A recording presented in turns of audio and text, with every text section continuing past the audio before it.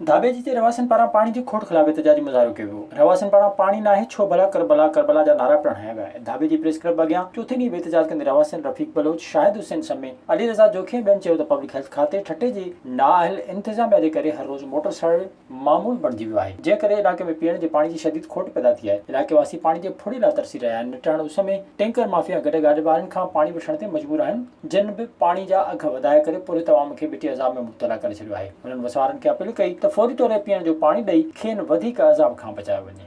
लाड़काणे जे सरकारी अस्पताल में एक पासे कुतनि जे चकनि खां बचाव जूं वैक्सीन आणण लाइ आहिनि त ॿिए पासे सरकारी अस्पताल में रोज़ कुतनि जो गश्त बि जारी आहे। सरकारी अस्पताल जे MS अस्पताल खे कुतनि जे हवाले करे छॾियो आहे। नज़र ईंदड़ तस्वीरुनि में चाटका अस्पताल जे इमरजेंसी ऑपरेशन थिएटर भरिसां कुतो बीठल आहे। अस्पताल जी बहितरी जूं का कूड़ियूं दवाऊं कंदड़ MS खे लॻे थो त अस्पताल जी का बि परवाह नाहे। अस्पताल में दाख़िल मरीज़नि जे वारसनि खे हर वक़्तु कुतनि खां ख़ौफ़ थींदो रहे थो, जंहिं करे अस्पताल ईंदड़ मरीज़ ऐं उन्हनि जे वारसनि में ख़ौफ़ पखिड़ियल आहे।